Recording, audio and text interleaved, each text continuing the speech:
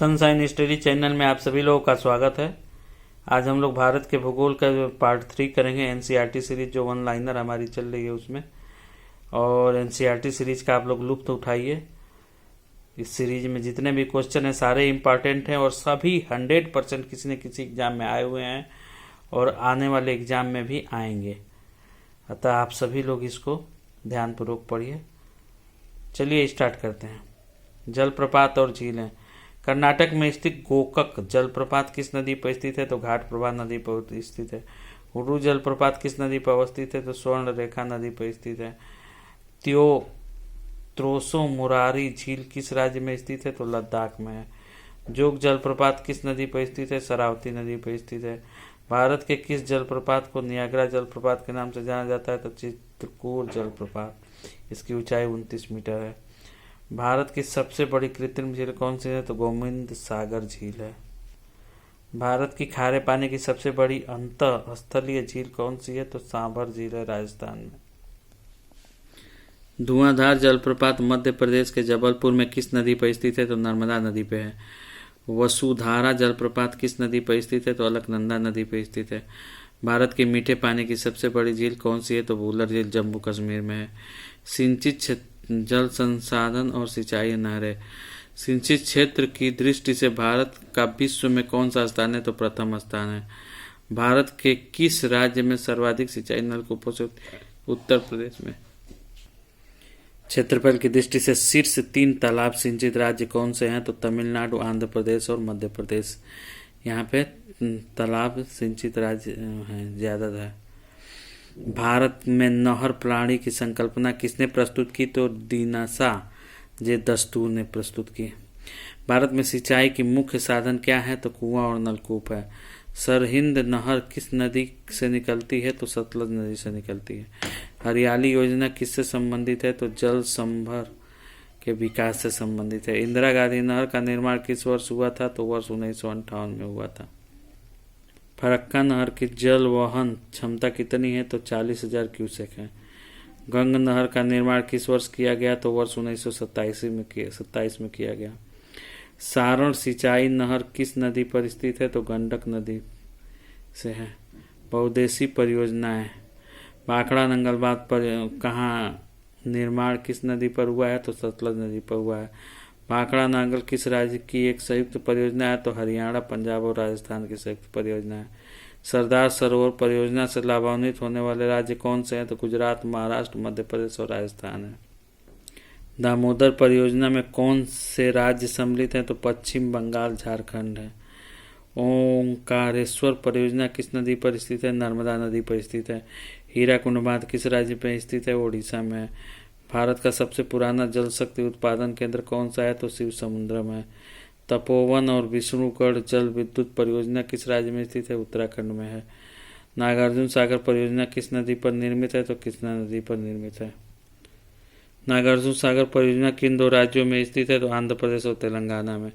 गांधी सागर बांध किस परियोजना का भाग है? तो चंबल परियोजना का है। जवाहर सागर बांध किस राज्य में स्थित है? तो राजस्थान में है। तिलैया, मैथान और बेल पहाड़ी बांध किस नदी पर निर्मित है? तो बराकर नदी पर स्थित है। दामोदर घाटी निगम की स्थापना किस वर्ष की गई? 1948 में की गई। भारत में प्रथम जल विद्युत संयंत्र की स्थापना कहाँ की गई? तो दार्जिलिंग में की गई। जल ढाका, चुक्खा, ताला, मांगदेहू आदि जल विद्युत परियोजना कहाँ स्थित है? भूटान में है। भारत के सहयोग से निर्मित है। तेलुगु गंगा परियोजना किस राज्य की संयुक्त परियोजना है? तो तमिलनाडु, आंध्र प्रदेश और कर्नाटक की है। मयूराक्षी परियोजना किस राज्य में स्थित है? पश्चिम बंगाल में है। अलमाटी बांध किस नदी पर निर्मित है? कृष्णा नदी पर है। भारत की सबसे पुराना जल विद्युत स्टेशन कौन सा है? तो सिद्रापोग, असम में। किशन गंगा परियोजना किस राज्य में स्थित है? तो जम्मू कश्मीर में है। मेजाबाद का निर्माण किस नदी पर हुआ है? तो कोठारी नदी पर हुआ है। बगलीहार पन विद्युत परियोजना किस राज्य में स्थित है? जम्मू कश्मीर में है। सुइल नदी परियोजना किस राज्य में स्थित है? तो हिमाचल प्रदेश में है। कल्पसर परियोजना किस राज्य में अवस्थित है? गुजरात में है। तीस्ता जल विद्युत परियोजना किस राज्य में स्थित है? सिक्किम में है। दुलस्ती जल विद्युत स्टेशन किस नदी पर निर्मित किया गया है? तो चेनाब पे किया गया है। कावेरी नदी के जल बंटवारे का विवाद किन राज्यों के मध्य? तमिलनाडु, कर्नाटक, केरल और पुडुचेरी के मध्य। कृषि में युग्म पैदावार का क्या आशय है? विभिन्न मौसम में 2 फसलें उगाना। मिश्रित खेती की प्रमुख विशेषता क्या है? पशुपालन और कृषि उत्पादन को एक साथ करना। भारत में संकाय चालू जोतों का सबसे बड़ा औसत आकार किस राज्य में है? तो राजस्थान में है। भारत में रासायनिक उर्वरकों को 2 सबसे बड़े उपभोक्ता राज्य कौन से हैं? तो उत्तर प्रदेश और महाराष्ट्र हैं। पुनर्भरण योग्य भाव में जल सर्वाधिक कौन सा राज्य सबसे संपन्न है? तो उत्तर प्रदेश है। भारत में अनुबंध कृषि को लागू करने वाला प्रथम राज्य कौन सा है? तो पंजाब है। गेहूं की अच्छी कृषि के लिए कौन सी भौगोलिक दशाएं आवश्यक है? मध्यम ताप और मध्यम वर्षा। कल्याण सोना किस फसल की किस्म है? तो गेहूं की है। भारत में सर्वाधिक क्षेत्रफल किस फसल के कृषि होती है? तो धान चावल की होती है। यदि खाद्यान्न का सुरक्षित संग्रह सुनिश्चित करना हो तो कटाई के समय उन्हें आर्द्रता अंश कितने प्रतिशत से अधिक नहीं होना चाहिए? तो 14%। भारत में चावल की खेती के अंतर्गत सर्वाधिक क्षेत्र किस राज्य में है? तो उत्तर प्रदेश में है। भारत के किस क्षेत्र में चावल का कटोरा कहा जाता है? तो कृष्णा गोदावरी डेल्टा क्षेत्र को कहा जाता है। जया, पद्मा, पूसा, सुगंधा, 5, जमुना, कृष्णा किस प्रकार की फसल है? तो धान की किस्में है। ग्रीन गोल्ड किसकी किस्म है? चाय की है। मध्य प्रदेश किस जिले में कपास की खेती के कारण सफ़ेद सोने का क्षेत्र कहा जाता है? तो खरगोन जिला। भारत के किस राज्य में शक्कर का कटोरा कहा जाता है? तो उत्तर प्रदेश को कहा जाता है। बाजरे की कृषि किस जलवायु में पाई जाती है? तो उष्ण एवं शुष्क में पाई जाती है। शुष्क भूमि के लिए सर्वाधिक उपयुक्त फसल कौन सी है? तो मूंगफली की है। आस और बोरा किस फसल की किस्में हैं? तो धान की किस्में हैं। भारत में सोयाबीन के अग्रणी उत्पादन के लिए कौन सा राज्य है? तो मध्य प्रदेश है। कौशल किस फसल की उन्नत प्रजाति है? तो मूंगफली की है। किस फसल में नाइट्रोजन सिंचित करने की क्षमता सर्वाधिक होती है? तो दलहनी में। भारत में 3/4 से अधिक कच्चा रेशम किस या किन राज्य या राज्यों से प्राप्त होता है? तो कर्नाटक और आंध्र प्रदेश से। नॉर्मन अर्नेस्टन बोरलाग, जिन्हें हरित क्रांति का जनक कहा जाता है, किस देश से संबंधित है? तो यूएसए, संयुक्त राज्य अमेरिका से। हरित क्रांति का सर्वाधिक लाभ किस फसल के उत्पादन एवं उत्पादकता दोनों को हुआ है? तो गेहूं की में हुआ है।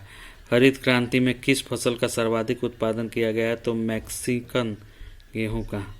सर्वाधिक विदेशी मुद्रा किस नकदी फसल के निर्यात से प्राप्त होती है? तो चाय से होती है। लाल विगलन किस फसल का रोग है? तो गन्ना का है। तिलहन प्रौद्योगिकी मिशन की स्थापना किस वर्ष की गई थी? तो 1986 में की गई थी। मक्के की फसल तैयार होने की औसत अवधि कितनी? 140 दिन। बराक घाटी की सर्वाधिक महत्वपूर्ण फसल कौन सी है? धान, चाय। भारत के किस राज्य को मसालों का बगीचा कहा जाता है? तो केरल को कहा जाता है। भारत का सर्वाधिक काजू उत्पादक राज्य कौन सा है? महाराष्ट्र है। शक्तिमान 1, शक्तिमान 2 किस फसल की आनुवांशिक परिवर्तित रूप है? तो मक्का की है। वाणिज्यिक स्तर पर केसर का उत्पादन किस राज्य में होता है? तो जम्मू एंड कश्मीर में होता है। प्रसंस्करण हेतु आलू की सबसे अच्छी किस्म कौन सी है? तो कुफरी चिप्सोना 2। ललित किस फसल की उन्नत किस्म है? अमरूद की है।